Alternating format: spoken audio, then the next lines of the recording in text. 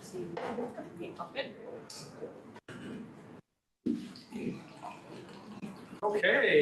good afternoon, everybody. I'd like to call this meeting to order and begin in a good way by acknowledging with gratitude that we live and work on the traditional unceded territory of the Squamish. These peoples have been stewards of these lands and waters surrounding the Kalaalleq on Bowen Island. And welcome to the Bowen Island Municipality meeting of Monday, June 23rd, 2025, and thank you for joining. I'm Andrew Leonard, the Mayor of Bowen Island Municipality and the chair of this meeting. I'd like to begin, as I always do, by introducing the other elected members of Bowen Island's Council. Beginning on my far right, we have Councillor and Islands Trustee Sue Ellen Fast. To her left is Councillor and Islands Trustee Judy Getty. To my far left is Councillor John Saunders. To his right is Councillor Tim Wake. And to Councillor Wake's right is Councillor Alison Morse.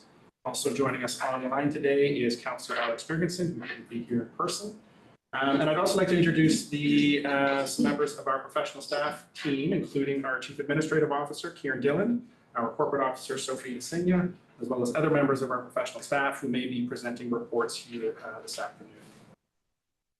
This meeting is being recorded, and when members of the public speak during the public comment and question and answer portion of the meeting, your presence and voice will be included in the permanent recording, which is available at bowenislandmunicipality.ca. And is live streaming to the masses on our YouTube channel, where it will be kept in posterity. This council meeting is an official forum for the conducting of the business of local government. We all love our community. We are all passionate about what happens here. I would encourage everyone to maintain a constructive and respectful tone during the meeting and to direct comments for council during the public comment and question and answer portion of the meeting to myself.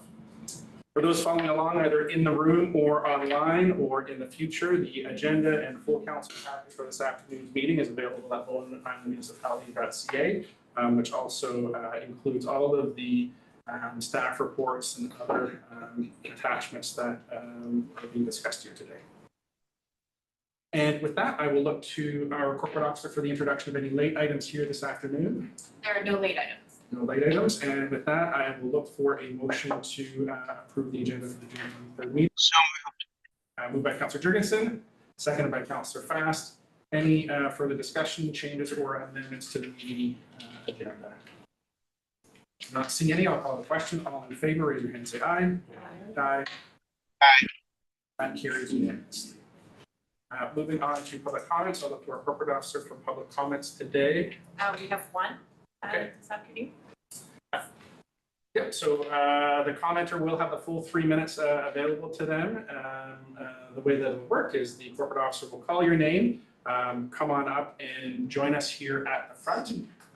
The time doesn't start until you are settled and ready, so feel free to get comfortable and then make your comments to council. About 2 minutes and 45 seconds, you'll hear a timer or a buzzer go off. That is just to let you know that your time is almost up. So just to make any last comments or ask for counsel. I think that's it. Yeah, so I'll look to our corporate officer to invite our first speaker up today. So D. Elliott.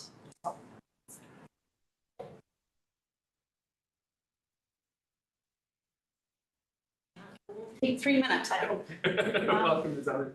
Thank you. Thank you to staff for collaborating with us, our small group, on this Ferry Cam project. We started it a year ago, responding to ongoing community needs and observation of what other island communities have done regarding the ferry lineup monitoring initiatives. Thought this would be a simple slam dunk, but became a much bigger process than anticipated. And so far, we've not given up. Getting close. But anyway, identifying the most logical place for cameras is ongoing. If council approves this, we're presently waiting to obtain the electrical blueprint of the Bowen Island municipal system, which hopefully will solidify the final placement position for a camera. This is the logical camera positioning place, but where exactly on the property will be determined. And this will require ongoing liaison with staff and approval of aesthetics of a pole positioning. We're ready to go with the required insurance policy. Costs of equipment, labor, et cetera, to be more closely estimated depending on the camera sight lines, et cetera. We're going to do a community fundraising, which will commence upon approval and the finalization of our plan and monitor through an account at the First Credit Union with strict accountability by a bookkeeper for the municipality or any other public perusal. And thank you for consideration and hopefully approval of this initiative because we want to get it done and we will get it done one way or the other.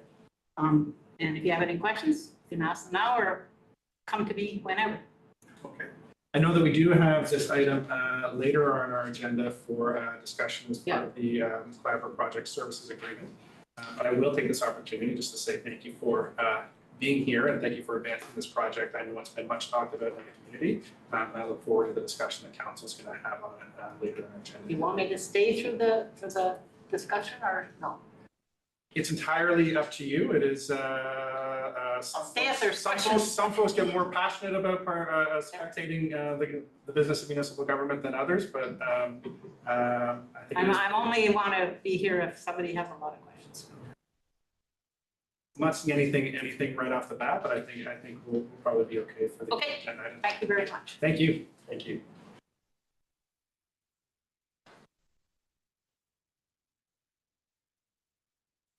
Okay, and with public comments being closed, we'll move on to the next items of our agenda. There are no delegations today.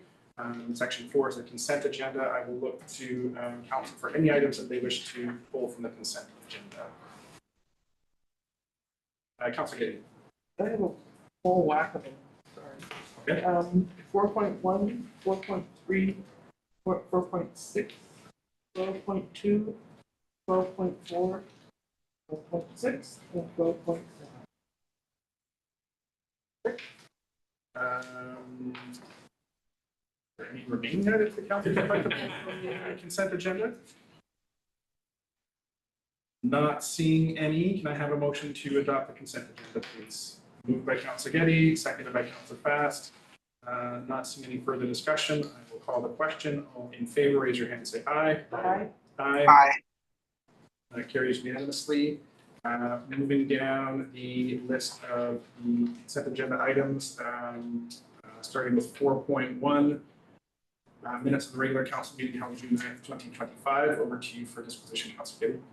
So in the minutes, there was correspondence that we had from the Howe Sound Forum, and we had agreed that we would host the forum sometime in October 25 rather than in 2026. And I was looking at the dates, and I just wanted to give a heads up to staff that I've just paid a deposit in terms of theater getting a reservation on the theater for the dates in October that Ms. Simons was, at least 2 of the days that she was available. So I just wanted to highlight that there's very little time left. And then I can move the minutes to be adopted, other than highlighting that for staff. Second. So move seconded. Any further additions, questions, amendments on the minutes?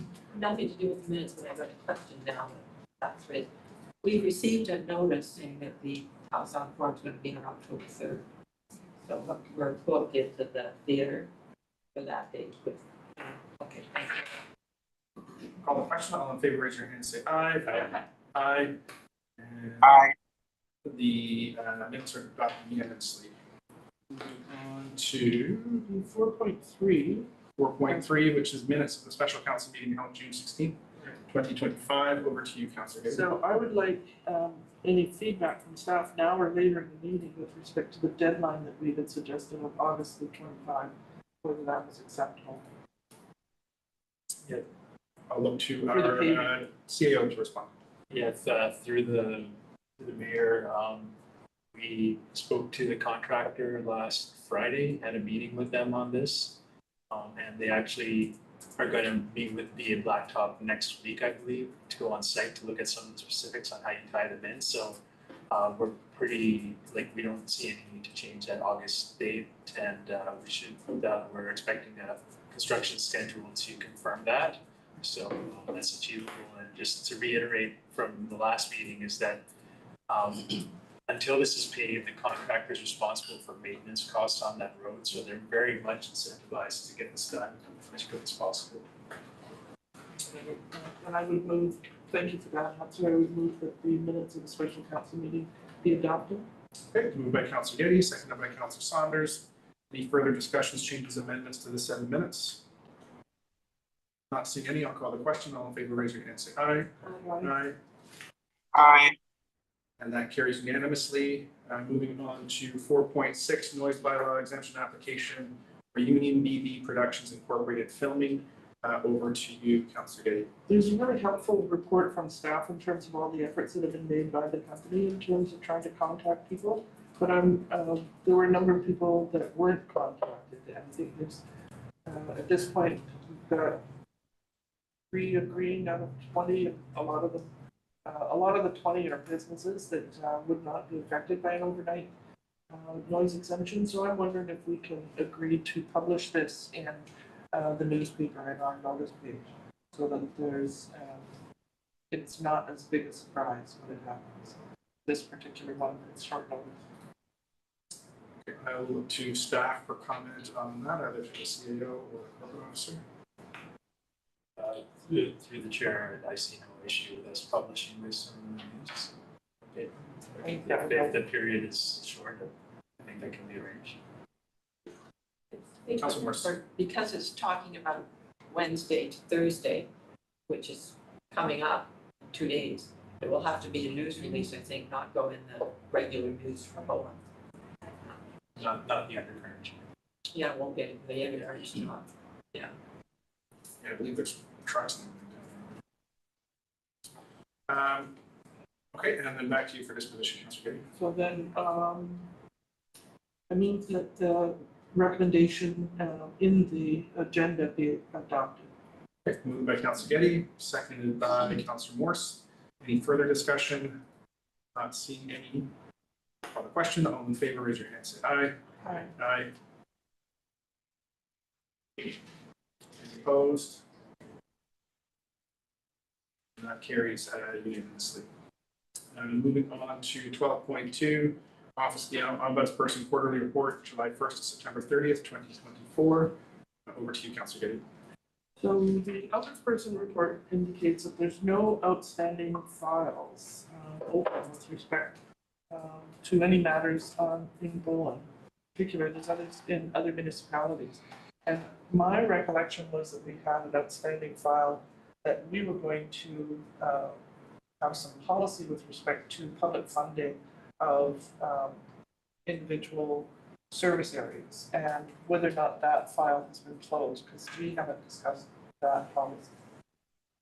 So, is it still outstanding in terms of the ombudsperson having a file? I see our CFO taking a seat, so I will direct that to staff. Thank you. Through the mayor to Councillor Getty. The file has been closed as far as the ombudsperson office is concerned. The work is still outstanding on our work list. It's expected to be coming forward to council this fall. Then I would move adoption of Proceed. proceed for information. Thank you. Moved by Councillor Getty, seconded by Councillor Fast. Any further discussion? Question, all in favor, raise your hand, say aye. Aye. Aye. And that carries unanimously. Moving on to 12.4, Bowen Island Conservancy regarding submission to the OCP review process dated June 8th. Over to you, Councillor Getty. The two trustees, Councillor Fast and myself, have been involved with the conservancy, not directly with the production of this report, but I'm incredibly impressed with the report from the writers, mostly Bob, I think, but Bob Turner. But at any rate, I would like to refer this to the Environmental Committee and to staff. It's been directed to Mayor and Council and the Official P&D Plan Steering Committee and the engineers, the consultants, but I would like to specifically make sure that the staff, if they haven't already, that they read what I think is. That's fine.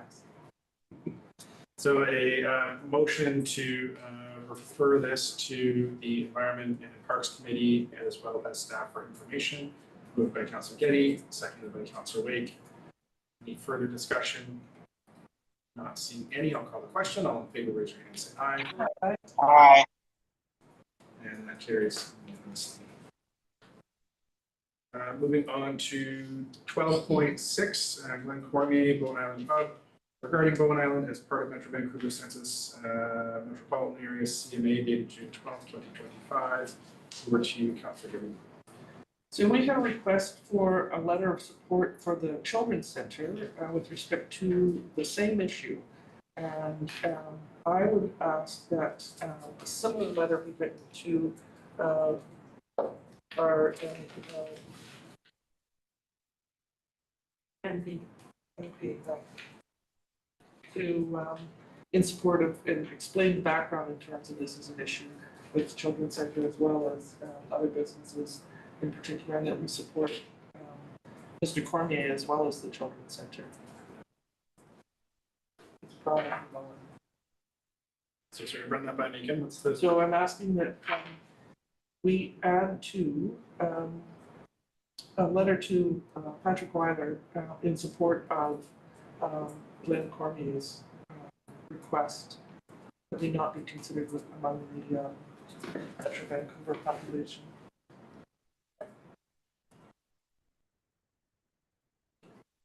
That you have the corporate officer read out how she understands that. So it's that council direct staff to write a letter of support to MP Weiler in support of Mr. Cormier's letter. It's been moved in second. Any further discussion? Councillor Fast. Yeah, thank you. This is another topic to add to my list of why in the future sometime Bowen Island municipality might consider requesting a change of regional district. And so I've just made a note, I'll add this to my little file, but if anybody ever wants, on council wants to chat about that, let me know. It's just yet another thing that I hadn't thought of. Thank you. I would be curious as well. So the because this is federal, so this refers to a census area, not necessarily Metro Vancouver. So I know that there's different overlaps between how where the province puts us and where the federal government puts us. So I'm not sure it's as easy as just a straight up regional district change. I did have the opportunity to speak to Mr. Cormier about this issue. I encouraged him to connect with the Bowen Children's Center as well as other businesses that might be affected, as you know, we are clearly outside of the urban containment zone, we're accessible by ferry. We are certainly not a metropolitan area, even though we do absorb pressures from that area. And there's been a track record, I think, as Councillor Fast has pointed out, of Bowen Island being lumped in with Metro Vancouver for funding, for program reasons, now for census reasons, which doesn't always feel fair. And this feels like another example of that. And I know Mr. Cormier is going to speak to Mr. Weiler. Mr. Cormier also is, from my experience, he's great at pulling people together to advocate. So I'll be curious to see what comes out of that. I'll certainly connect with MP Weiler about it during our next meetings as well. Because there's another, when you're talking to people, you could mention that we're part of the Islands Trust, which is supposed to maintain tranquil rural green environment, etc. Yeah, absolutely. And Okay. I did mention that to Mr. Cormier as well. And just as a, because from this seat, it seems the, you know, anything that differentiates ourselves from a metropolitan area and being a member of the Islands Trust certainly does that. And as a result, we don't participate in things like the regional growth strategy is something to highlight as well. Because I think there are good reasons that the temporary foreign worker program is being reevaluated, but it doesn't necessarily apply to some of the conditions that we experience here on Bowen Island with our labor force, particularly in both peak and off seasons. Great, thank you. Yes, to staff. Yeah, through the chair, I just want to clarify for the letter that would go out. In the case of the childcare, due to the time constraints, it came from the CAO. But in this case, I suggest that it come from the mayor and give that to discuss with the council. Good idea. Okay, so it's been moved and seconded. I'm not seeing any further discussion. I will call the question. All in favor, raise your hand, say aye. Aye. Aye. Aye. That carries unanimously. Moving on to 12.7, Rob Duffy regarding Blue Water Park Water Main Project and paving completion dated June 8th. Over to you again, Councilor David. In the middle of the letter, he's talking about proposed to build up the road service by an additional, basically he's talking about the construction. And I think that the conclusion that we reached at the end of our special meeting was that the old concrete or the old asphalt would be removed, would be degrading or whatever the verb was, and then there would be gravel and then surface. So it's a little bit different than what he has described. And I simply bring it to the attention, if I'm wrong, or if he is correct, I'd like some clarification in terms of, I guess, just relaxing his concerns and that the community can then feel that we've understood it, we've looked at it, and come up with a decent decision. Yeah, through the chair, at the end of the day, we're going to be adding gravel and we're going to be adding that asphalt layer that's quite a bit thicker than what's there. The road that they're going to get is much stronger than what's there existing. And then all the existing chip seal gravels that were there get incorporated into the road structure. So they ultimately get a road that is a lot stronger than what they have now. And given the timelines in there, he says 2009 is when it got put in. So we're roughly 15 years past 2009. That's a standard life of chip seal anyways. It's about 15 years. So that would suggest that they got their full lifespan out of that, and what they're going to get in the future is going to be even more robust than what's there now. And there's going to be a little bit of field fitting that's going to happen out there to tie into driveways and things like that. So that's going to happen with the engineers and our public works folks and be a blacktop on site to see how they're going to tie in. So we're aware of all these issues and we're planning to make this a project that's going to benefit the community long term. So then I would move that the letter be accepted for information. Received for information and seconded by Councilor Lake. Any further discussion on this item? Not seeing any, I'll call the question. All in favor, raise your hand, say aye. Aye. Aye. That carries unanimously. And so concludes the item for the consent agenda. We have no business arising for minutes. We're on to section 7.1 building bylaw number 489, 2019 amendments, swimming pool fencing. We have our manager of planning and development here with us today.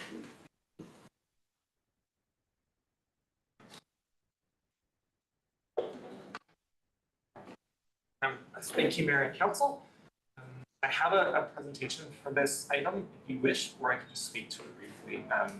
In essence, staff are working on a series of amendments to the building bylaw.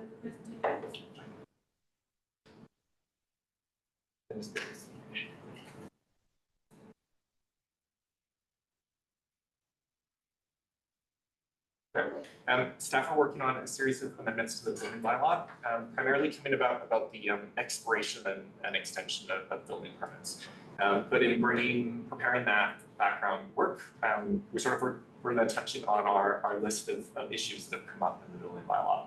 And one of them we thought would benefit from discussions in our advisory planning commission, and so we're bringing this report to seek that initial referral to the EPC to then come back to council with a full report on a full list of amendments. But in essence, our building bylaw regulates swimming pools and requires that a swimming pool must be enclosed within a fence. Actually, what the bylaw says, it has size and dimensions and openings. But so what we found is that there's a number of ways that people regulate this or wish to regulate it. So sort of outline 4 different options of how people may require swimming pool fencing to be. So one is, say the fence surrounds the pool. The other is that like you fence to the wall of a house or a garage with outdoors in it. A third option, people sometimes permit fencing to a house where the doors open directly onto the swimming pool patio. And the fourth being that you would fence the pool and the residence itself, essentially fence the perimeter. And so what we would find is our bylaw, the colors don't show up on this very well, but our bylaw, essentially we would permit the that first configuration where you fence the pool itself separate from the house. We wouldn't permit you to fence to the house, either to the wall of the house or to like a patio door. And we think that our bylaw would allow you to fence around the perimeter, even though it maybe doesn't address some of the concerns we would have. And then we've done a review, so you see in the report, the BC pool guidelines have recommendations, and then we've surveyed a number of neighboring communities to see who permits what, and it's quite a mix. So we essentially are seeking at this point referral to the Advisory Planning Commission to have a more in-depth discussion and come back to council with their recommended changes to this section of our bylaw, along with some other changes.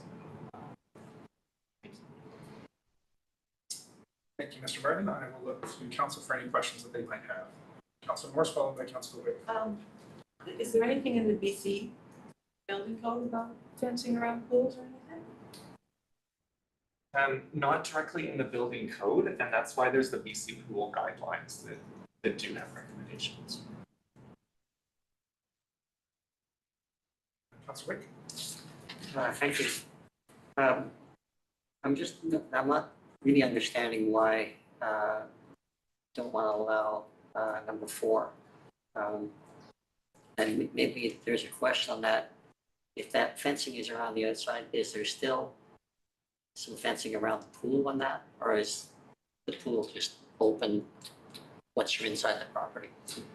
Yeah, that's sort of it. I think, so the intent of the regulations, as I understand it, is essentially you're fencing the pool area. And that's like what the BC pool guidelines speak to, right? You have a pool area where it's flat, you can sort of fence around that.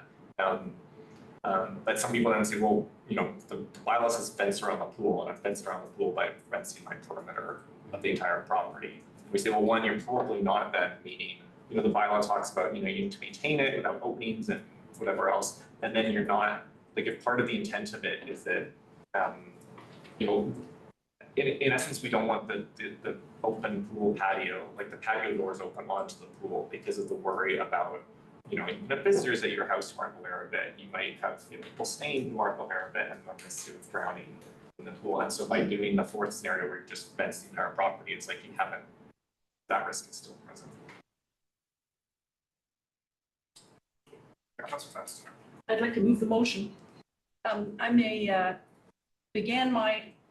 of my beginnings of my working life was as a lifeguard, and I've pulled a number of young children out of the pool, especially toddlers. They fall in, even in shallow areas, and their diaper makes them buoyant, and so their head is down. And I think this is if I'm correct, it's the second biggest causes after vehicles of deaths of young children by accidental death. So I'd like to move that council direct staff, that council refer consideration of fencing regulations around swimming pools stipulated in building bylaw number 489, 2019 to the Advisory Planning Commission. And I hope they have a good look at it, thinking about those things that you talked about and the safety of future young children in that house. Thank you. Moved by Councilor Fast. Seconded by Councilor Getty. Any further discussion on the main motion? Councilor Wick. Not sure I made the right point there. In number 4, somebody, like, a door is open in the house and a child wanders out there, can wander right into the pool. Exactly. So why are we saying yes to that one? More to Councilor Wick, I think more it's that our bylaw seems to currently permit it. We want to clarify through the chair. For clarification, the chart is our current bylaw. Our current bylaw and not. Oh, okay. Yeah. Over to you, Councilor Fast. Thanks. I'm glad to see that there are pool guidelines, and I'd be interested to see what the Advisory Planning Commission thinks about the fence height as you've described the issue there. And also think about the fact that we do provide public beach access as well, and we've got all the sea for swimming. So if it's just another part of the swimming and beach and safety environment for the APC to consider. Thank you. Thank you, Councilor Fast. I'm not seeing any other speakers in the queue. I will call the question. All in favor, raise your hand, say aye. Aye. Aye. And that carries unanimously. Thank you, Mr. Martin. Next, moving on to staff reports, 8.1 UBCM conference meeting requests and topics. I will hand it over to our Chief Administrative Officer. Yeah, thank you, Council. So I've put together this list of topics for UBCM based on our previous session that we had. And so these are the initial compilation of ideas from the earlier discussion, but this is an evolving document, so whenever additional topics that are brought forward, we can include this. And the key thing to remember is the deadlines. Don't want to miss the deadlines. The first one's coming up, I believe, July 2nd. So it's critical that we have this dialed into. Okay. Councilor Fast. Thank you. When I was looking through this, the draft topics, I was wondering why the topics down there beside Ministry of Infrastructure are the same as the ones above in emergency management, climate readiness. It looks like it might be a typo copy paste kind of thing, because I was expecting to see sewer issues and that kind of thing under Ministry of Infrastructure. I'm looking at the top of page 35. It's the same as the bottom of page 34. And I'm just wondering, assuming that they're different and that they include things like Snug Cove sewer or water infrastructure, culverts and things that we often talk about. I know we had a committee of the whole back in April or something, and I thought we had some topics on there, but I didn't hunt it up in time. What would those infrastructure topics be, if anybody's got any info? Sorry, I didn't get this in well ahead of the. I will look to staff for comments. Yeah, it would appear that maybe there was a duplication of the table at the bottom. I can try and look at other versions, see if I can come up with things. I know previously they have moved things around a bit. Infrastructure was part of, I guess, transportation. So so it is a new, slightly different ministry. So we're trying to separate out what goes in which ministry. But if there's suggestions on that, we can. In the previous year, the discussion revolved around the infrastructure deficit and how we can access funding to supplement that. So there is a lot of overlap with some other ministries, but particularly with municipal affairs, because they are the ones who provide a lot of this funding to us. So if there are particular topics that council wants to discuss, we can include it in the final version. Okay, well, if I can just follow up, I did look at our strategic plan for 2025, and it does include, or 2025-26, asset management, municipal utility systems, operational capacity. So there's probably some things maybe on that list that we might include, or funding for them, like the works yard, etc. Councilor Giddey. Public Councilor Morris. With respect to the first point under the Ministry of Transportation and Transit, I thought we had discussed at the last meeting that the word tolling is something that raises all sorts of reactions, and that we wanted to change the wording. So maybe something like request for ministerial guidance to address ferry impacts and so on. And we can sneaking it sideways, sort of thing. So that was just a hint. And I also wondered if we should talk to the Children's Center to see whether or not there's anything that they would like us to talk to the ministry about in terms of funding, and whether it's adequate or whether there's new programs coming along that they would like to be considered that they're not. And similarly with health and the Health Foundation, I think we've got two programs there that are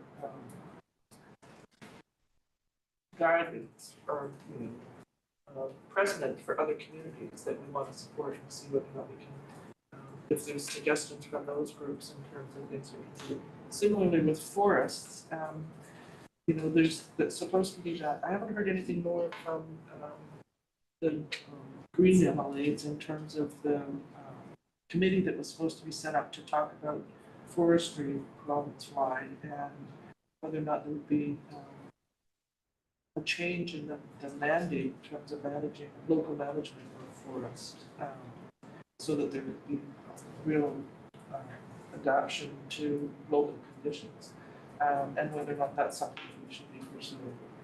I haven't heard what's happening with that committee, and I'm not sure if there's going to be room for that, but maybe by September we might be interested in that. So I would add them to possible requests after we do a bit of research. Councilor Morse. Following up on Councilor Getty, I too have put down Ministry of Forests on my list of perspective, and particularly with respect to their plans or what plans they might have, or cut denominators or numerators with respect to our crown land. Just, stressing that it's watershed and that sort of thing. And the other thing is the Minister of Public Safety and Solicitor General policing transition. We did make a presentation a couple of years ago, and I still got my notes. And they do talk in their thing about they're responsible for the recommendations of the Special Committee on Reforming the Police Act, which I think was the Police Commission report. So I think we should pursue again some sort of transitional phasing in of the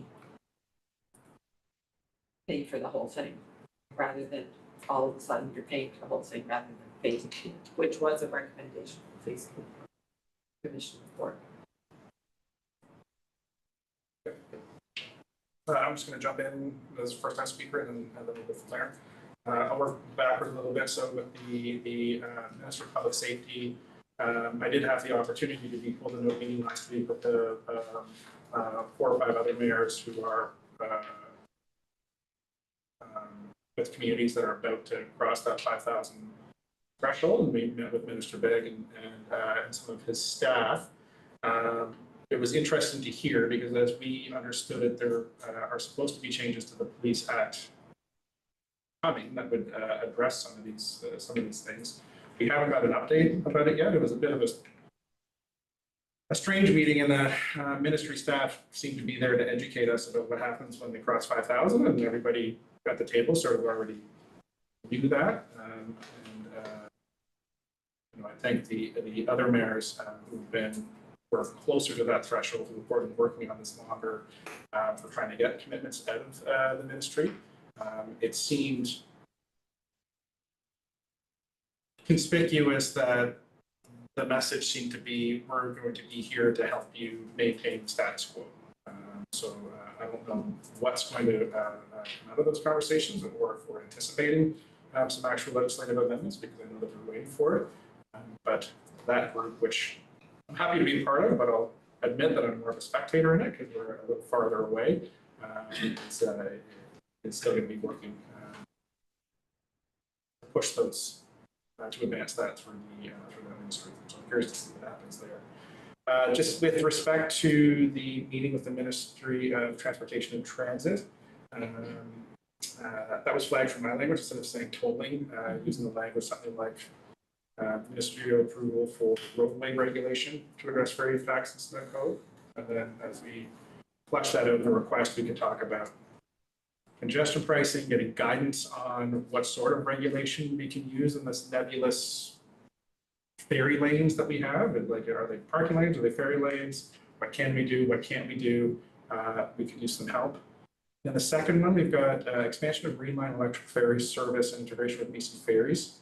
I would probably look to remove the mention of Green Line specifically. So we are a municipality, we're a government, it's not really our job to advocate or push support of a private enterprise. I would be happy with any passenger ferry service that wants to come, and I would be very happy for the province to support that. And most of the support for the Green Line project specifically, from my understanding, has come through the federal government. So I think we could use the opportunity to use Green Line as an example, but also highlight that there could be more provincial contribution to passenger ferry service to Bowen Island without specifically naming a private company. The same would go for directly representing the Bowen Children's Centre as a business on the island. I think we can advance the issues of childcare generally on the island and issues that we'd like to see, but I would hesitate to go into meetings and looking to support a specific organization or a specific business.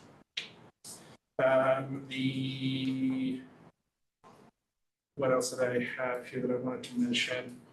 Just a small wording piece in number 3 under the Ministry of Housing and Municipal Affairs, which is this advocacy for sustainable development, including funding for cultural programming and community events and strategies to mitigate tourism-related impacts on infrastructure and the environment. I might reorder that to highlight, so for this ministry in specific, highlight that kind of strategies and capital funding to mitigate tourism-related impacts on infrastructure and the environment. And this one's a bit more subtle, so we did have the opportunity with a couple of councillors to meet with staff last year of the ministry for tourism, arts, culture, and sport, where they let us know that they don't have capital funding to mitigate impacts of tourism, and that's some other ministry. So I think we can use that as an excuse to go to the Ministry of Housing and Municipal Affairs, say, hey, we met with TAX last year. They understand that we're unique in the province. They understand that we have unique challenges related to tourism, but they don't have capital funding. Ministry of Housing and Municipal Affairs, you do. We need help with funding to mitigate some of these tourism-related impacts. And then on the back end, we can talk about funding for cultural programming and community events, but those sorts of things would rest more with tax, I think, for tourism, arts, culture, and sport. I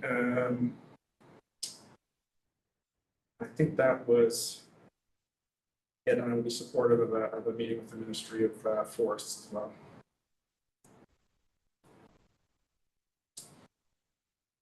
Councillor Fastball by Councillor Getty. Thank you. I was going to suggest the wording from your letter about ferries, so that sounds great to me in the ferry one. And I wonder, to the BC Hydro question, whether we could add community solar rates. Because as I understand it, the BC Utilities Commission is looking at a new rate structure that might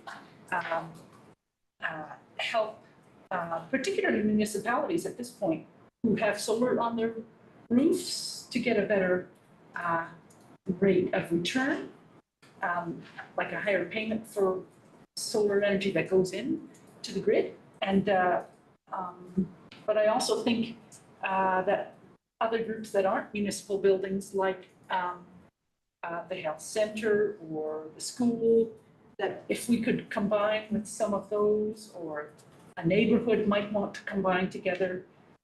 Anyway, I'm collecting information about this. It's in front of the BC Utilities Commission now, and I can speak to it later. But if the wording could just be something like community solar rates, that would be great. Thank you. Councillor Getty, followed by Councillor Morse. I wasn't suggesting that we tout the golden child. Yeah. But I think that we need to have a conversation with them in terms of what they can help us identify some possibilities in terms of whether or not we should be making a request. Councillor Mbake is a first-time speaker, and then over to Councillor Morse. Is there a limit to how many of these meetings we get? Like, it's possible for us to get all these. Yeah. Sometimes because we're sort of close to Vancouver, we might not get, if there's a lot of the outgoing committees, but it's the luck of the draw. BC Hydro always invites us to a meeting with them.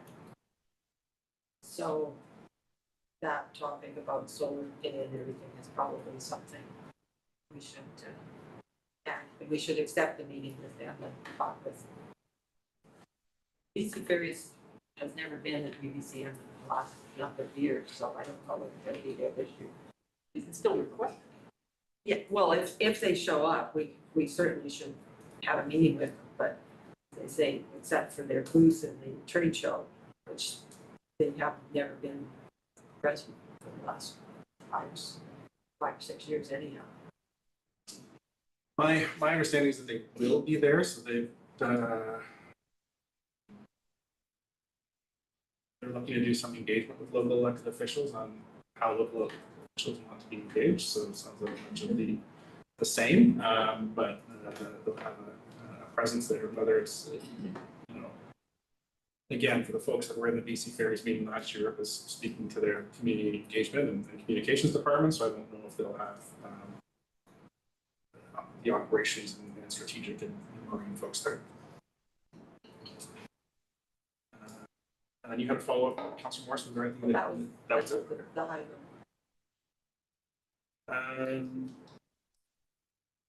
Yes, over to Marcio. Yeah, I was just gonna suggest that based on my observations at the last UBCM, I was at is, even though we're allowed to request 3 topics, we often only did 1 or 2 and rarely did we get to the 3rd topic. So I was going to suggest that either we keep it to 2, or if we are going to 3, maybe we send out a poll to councillors to prioritize which one of the 3 matter the most to them, and then order our requests in that order, so that if we do get pressed for time, we're dropping the least important topic of the 3 as we get through the process. I think that it might be a better way to direct very little time to get with these ministers. Learn processing. Sometimes if we've got a minister meeting with staff, sometimes, and also a meeting with the minister, it's more, if there's issues about clarifying what the rules are, it's sometimes beneficial to have the staff meeting first and then the minister meeting the next day or something like that. I don't think we can request staff meetings yet, but sometimes that's where it's to the advantage, because you go in understanding all the issues. And then in the past, we've all taken turns, pick topics, and we've written the presentations. You don't have to do it all. Councilor Giddey. What's the timeline in terms of council meetings before the deadline? Deadline July 2nd. We can always withdraw a request. Yeah, we'll also see what we And also, we'll just look at. see what we get.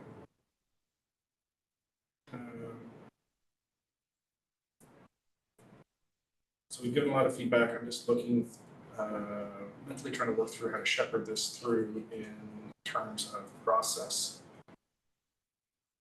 Maybe I'll look to staff for the recommendations that they have before I try and spitball some sort of council resolution to get us through here. I do have a recommendation on how you could adjust the resolution. Yep. This would be that council direct staff to request minister and provincial agency meetings at the end of the UBCM convention to discuss the topics identified in attachment 1 based on discussion at the June 23rd, 2025 meeting. Does that clarify that the topics will be as well as topics added?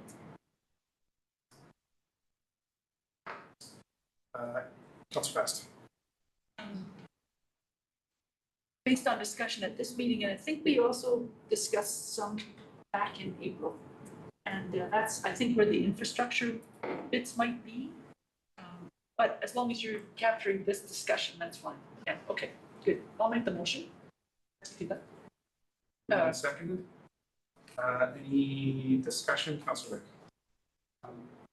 Rick? Did you put the resolution back up? I think he was looking at the transcript when you spoke. Oh, yeah, I can, Because it said, I thought it said January 23rd. Was that meant to be June? June 23rd. Well, I think it's, The, oh, okay, yeah, it's June 20. Oh, oh, okay. that's an AI transcript of whatever was said.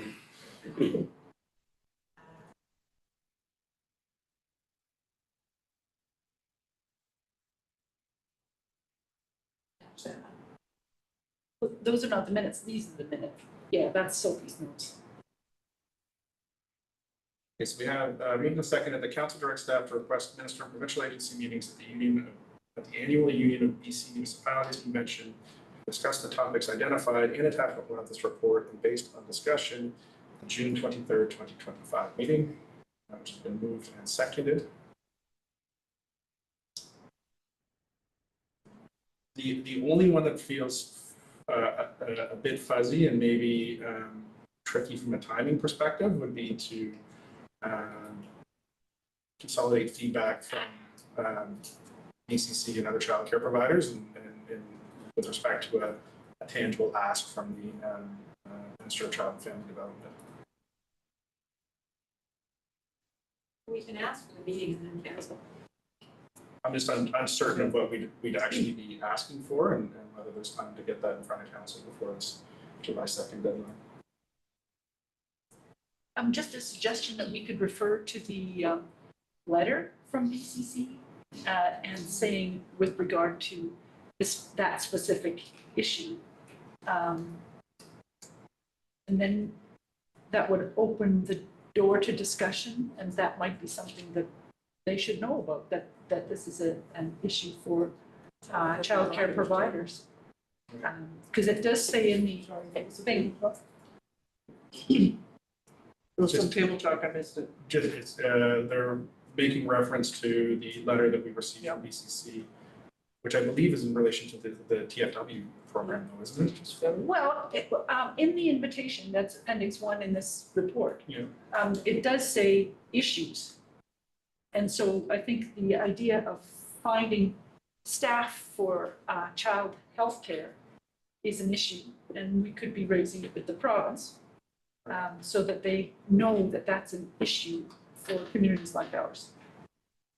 Councilor Payne? Would it be helpful if I did a follow-up with the children's center, the director, and see if there are any outstanding issues, and I can convey that information to yourself and the CAO? So that we can cobble together some sort of a request that we might want to look at. Yeah, we could do that. I'm just trying to make it clear for staff what's being submitted by July 2nd without adding a bunch of last minute work. I'm fully happy to have a meeting with MCFD. I think TFW is one place to go. The other one is the allocation of more $10 a day childcare spaces, which has been a piece of provincial and federal direction. Has been great. And what's the future of that program? What's expansion look? What's funding look like for that? I know that we have more families moving to the island, and that would be a big one. Would be another one that we could ask. Now I'm just spitballing. Riffing on this, youth mental health is a big one. Funding towards youth mental health programs and having more support for youth. We know that's strained on the island. There's been discussions for that. So those would be the types of asks that I'd ask from council agreement as to like, this is what we're going to request meeting from the minister on. Sorry, yes, to the senior. Thank you, Mr. Mayor. So I just to define the issue, I think it's a temporary worker program is one of them, but also the lack of childcare spaces on Bowen Island is the other issue too. And I think the one is with the federal government, the other is with the provincial government. The provincial government did have a childcare spaces program, and I believe they did have a pilot program for providing housing attached to childcare for early child care educators, because they found that was the biggest challenge to recruiting them to certain locations, is just a lack of housing. So there was some work being done amongst that ministry that administered that funding program. So maybe that's a better discussion to have with the provinces, just to focus on the childcare aspect, because they are doing things in that realm as opposed to this federal issue. Councilor Morrison. Well, given that the province deals with the feds on issues that relate, that cause problems to the province, and this temporary foreign worker program is causing problems to, entities on, especially charitable entities and, on, them being able to run their business or their organization. So we should be pushing the province to push the feds to be more realistic for smaller rural communities, especially on doing that. Getting them, not having the temporary foreign workers not being able to work here. The province is gonna have more out with the feds than we are.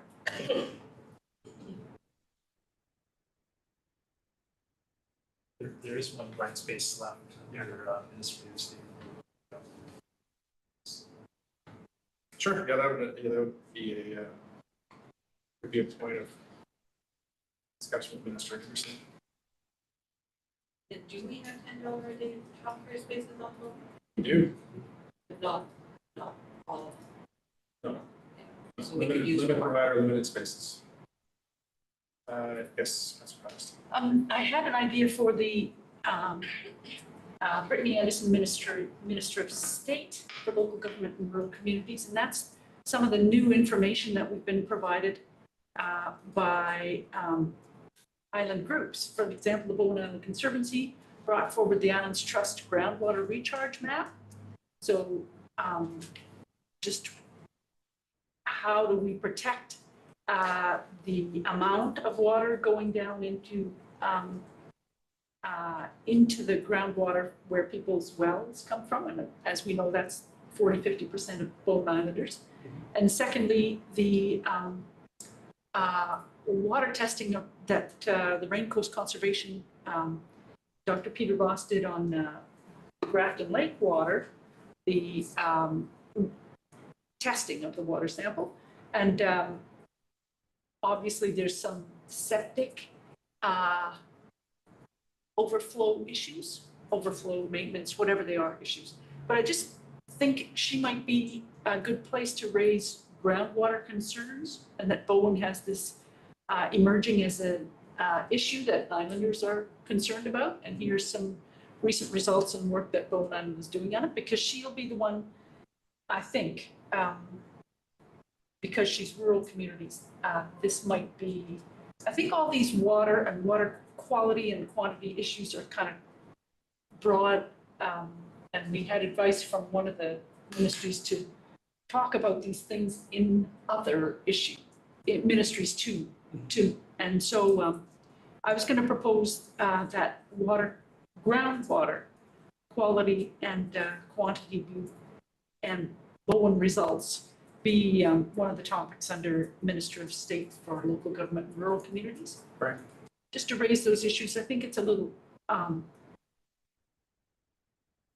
cutting edge kind of mapping that we've got, and that testing panel for substances and pathogens. And so we could show a little leadership there if we wanted to raise those issues.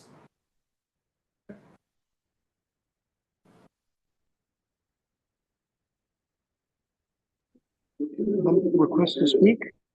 Yes, go ahead, Councilor Jurgensen. I know that our next accessibility committee meeting is not till Wednesday, July the 2nd, which happens to be the deadline here, but wondering if there's any interest in wanting to tackle any accessibility issues with Minister Malcolmson. I don't see that currently on the list.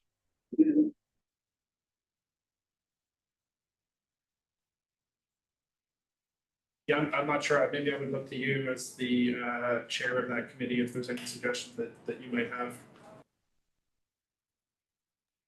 I mean, in this case, would it be appropriate for me to speak to the accessibility committee outside of meeting and just see if there's any issues that should be brought up and report back to council within the next couple of days?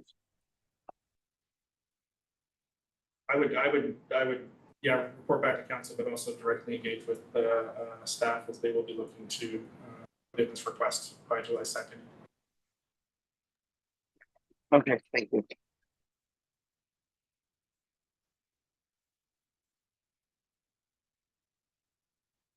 Okay, so robust discussion. It's been moved and seconded. Not seeing anybody else in the queue will call a question. All in favor, raise your hand and say aye. Aye. Aye. Aye. And that carries unanimously.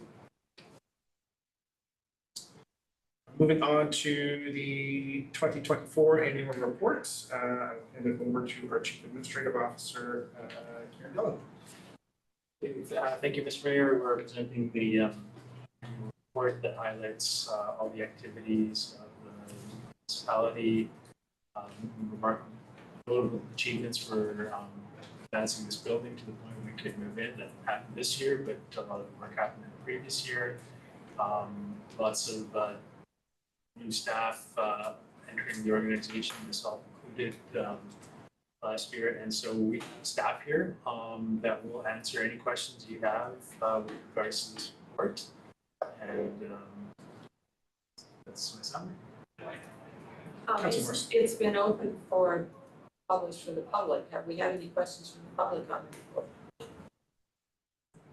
Through the chair today, I have not received any specific questions from the public. Thank you. Any questions from council to staff?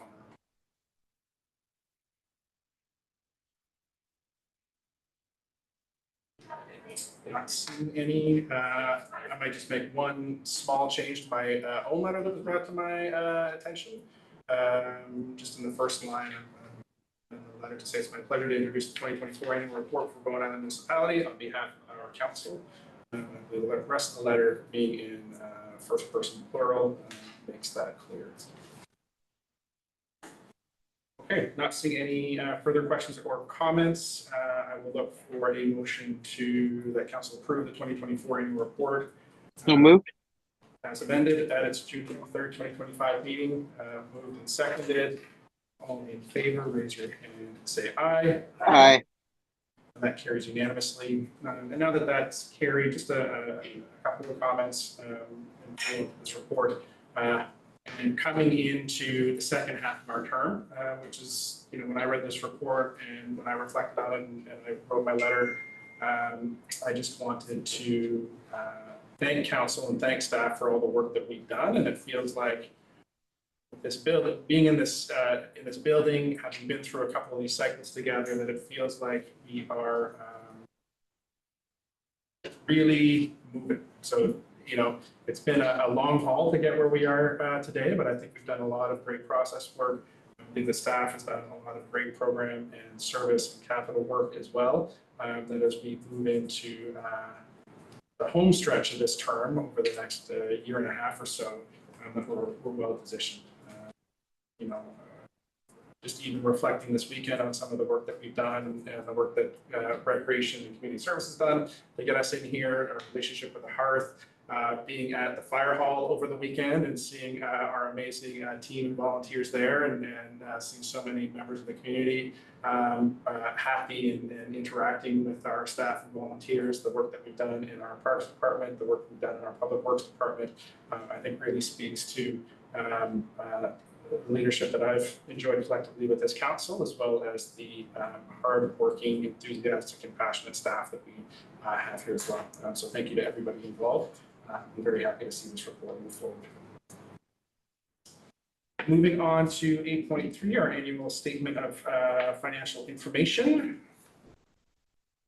locally known as Sophie. We have our Chief Financial Officer here today to answer any questions that council might have. Not seeing any questions or comments over to you, Councillor Morse. Some of the council remuneration is different from others, but we all get the same basic statement. So is that a taxable benefit increase different? There are, through the mayor to Councillor Morse, There are slight variations in the amount of taxable benefits paid to council members who may or may not be eligible for certain insurance premiums. Some people are worth $21 a year more, that's all. I had to give you a chance to say that. Thank you. Any other questions or comments for the CFO? Not seeing any, I'll look for a motion to approve the 2024 annual statement of financial information moved by Councillor Getty, seconded by Councillor Saunders. Any further discussion? Not seeing any, I'll call the question. All in favor, raise your hand and say aye. Aye. Aye. Aye. And that carries unanimously. Thank you, our CFO. 8.4 Collaborative Project Services Agreement, Ferry Camera Project. We have corporate officers who can sit in here for questions on this one.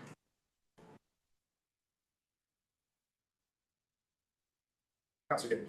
I don't have any questions, but I think it's, I haven't heard about, this being getting organized, until I read Murray Atherton's letter, and it was like, this is fabulous. I'm really glad that somebody picked this up.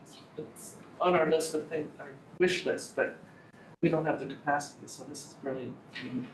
Thank you for all your work. Great idea. That maybe I'll look for council to put the motion on the floor, the recommendation on the floor. Councilor Gibbons. I can read it in. I move that council authorize a collaborative project services agreement with D. Elliott Tinhouse and Matthew van der Giesen, and that council direct staff to proceed to engage with the group to implement the ferry camp project. Second. Okay, moved and seconded. Any further discussion? Other than just reiterating my comments that, you know, when we have community members bring forward projects like this and, you know, interact with the institutional and project needs to make sure that everything's safe, that we've dotted all the i's and crossed the t's. That takes something to get over the finish line. So thank you very much to those community members that have brought this forward and that have made this happen and put the time, effort, and resources into it. I think it's a great project and I'm very happy to support it. Councilor Fast.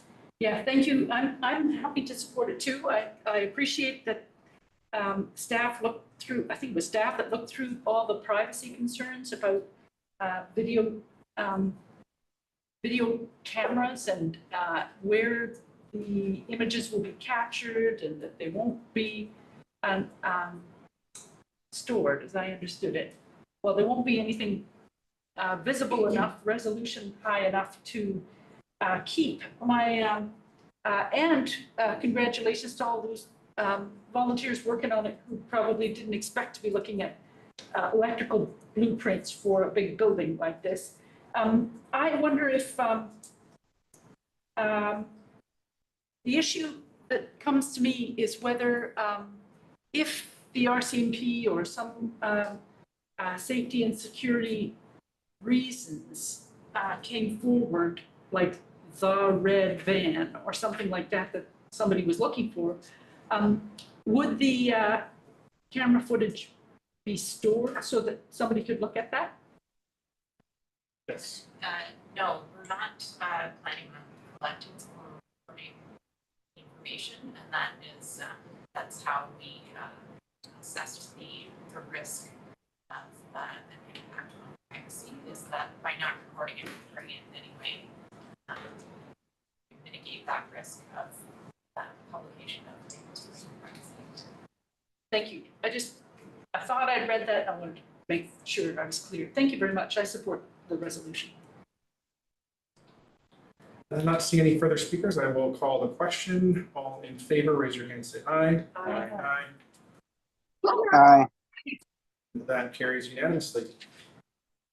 Correspondence we've dealt with, reports of committees we've dealt with, 11 new business, 11.1 and 11.2.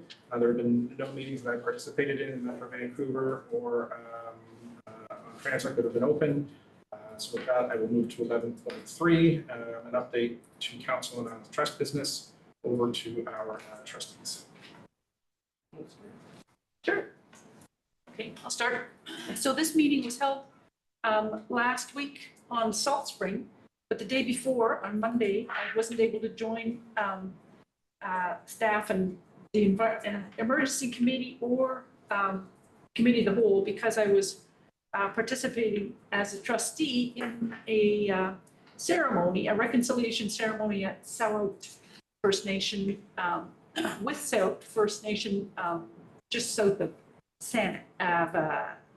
Sydney on the Saanich Peninsula. And so that was really interesting, and I can speak to that more later, but it was about signing a memorandum of understanding so Islands Trust can work more closely with the 31 First Nations within the Islands Trust area, which is an emerging priority. It was a low drama meeting, I was pleased to say. Bowen Beach names were adopted formally by Trust Council, who needed to approve that, I guess. There was a good conduct workshop. MLA Rob Butterell came to speak, join us for dinner and to speak to us. It was a fantastic presentation by Jared Williams of the Cowichan First Nation, and about First Nations foodways and cultural ways of knowing the environment and opportunities to understand and work with them better. And he's a fantastic speaker. There was humor as well as some pointed little humor. And so anybody who wishes to watch that video, I recommend it. Other ferry-based communities, islands were interested in your recent letter, Mr. Mayor, because it spoke about priority boarding for residents, and they don't all share that. But I said that that was a quick response letter, and that the idea of gathering before UBCM or at some other time was still an open question, and if they had suggestions to get in touch. And then, so there was interest there basically, and questions about it, and so I expect more conversation there. But that's my brief report about that part, and I can do a little bit about the Islands Trust Conservancy too. That report is linked to in our agenda, if anybody would like to see.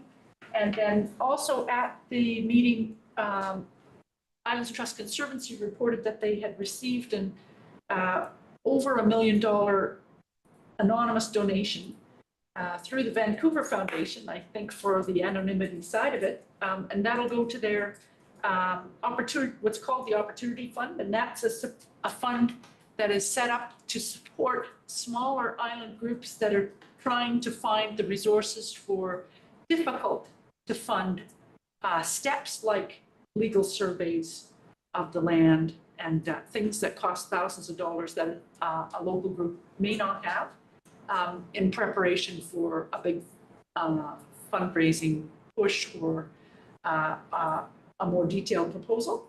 So that was all good news. The good things are happening at the Bowen Island Conservancy, or sorry, at the Islands Trust Conservancy, who for the last 3 terms at least has always included one First Nations representative out of 6.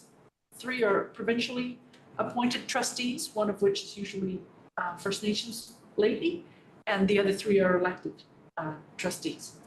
Lisa Govro from Galliano is the current chair. Thank you. Not much left.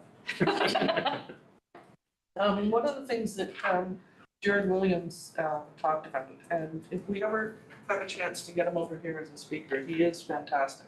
And he was one of the elders that was, he's a young man, but he was one of the elders that was helping us with the culturally committed programming that the trust have allowed several of us trustees to participate in. So he's a young man who has come out of the residential school system with a deep passion for connecting with the elders in his community, particularly around food. He's quite an accomplished chef. And he gives little videos that are quite fantastic.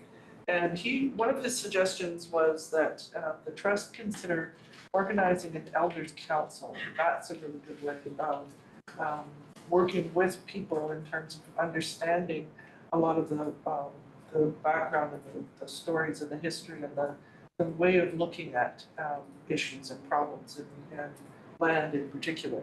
So that is something that we might also take into consideration as a way of having a deeper relationship with the local First Nations here. The Rob Botterill has the Green MLA for the Southern Gulf Islands. He lives on Pender. He used to be a trustee for Bowen years ago in the 80s. And he has raised a bit of a wasp nest in terms of the letter that we received back from the Minister of Housing with respect to our request for a full-scale review of the Islands Trust mandate and the legislation. And the response of the council, several of the trustees, was quite heated at times in terms of being upset with the minister's letter and Rob Botterill's response to it. So I made some effort to try and figure out how to get a path where we could leave conversations with him open and invited him to come back to Bowen and spend some time and have a deeper conversation. So we'll see whether or not he picks up on that. The news from the Conservancy was something that sort of lifted everybody up, but generally it was a pretty good meeting. We had delegations, and meetings on Salt Spring are interesting because it is a community of 3 times our size and 3 times our population that has debated heatedly whether or not we should become a municipality. And a lot of their real sticking points are because they're not a municipality, then they've got land use planning, but building permits are from the regional districts and subdivisions are from the Department of Road. So they still have lots of problems in terms of trying to figure out how to manage their community. And the delegations spoke to that real conflict. So the Friends of the Gulf Islands, which I noticed as soon as I got back and picked up with the Edinburgh, is a letter from them in our newspaper, which they've been constantly barraging Salt Spring with the driftwood, and it's rare that we have letters here. They've taken out a quarter-page ad and they've got a letter to the editor, and they're trying to build up some speed here. So I am thinking of trying to craft a response to their letter. Because they complain about misinformation and lack of information, and I find that that's their way of working on things as well, and that it needs to have some balance. So I thought throughout the meeting, and I still today when we listen to our annual report and we think about how things are getting managed here on Bowen recently, we should consider ourselves very, very lucky that we've found some peace and we're working through some issues, and we've figured out a way of acting as a community, and that's a stark contrast to the way things have been evolving on Salt Spring. So that's the biggest lesson that to come out of those meetings. The council itself was working reasonably well, and some of the things that might have been more controversial didn't erupt, and I thought we handled things reasonably courteously, and we're lucky.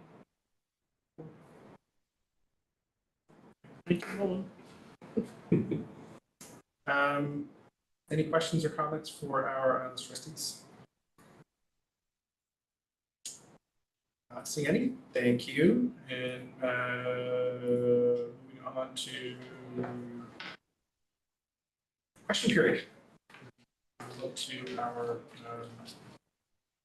gallery that is teeming with people in the back or online for any questions for council. Not seeing any, and with that, I will look for a motion to adjourn. Moved by Councilor Getty, seconded by Councilor Saunders. All in favor, raise your hand, say aye. Aye.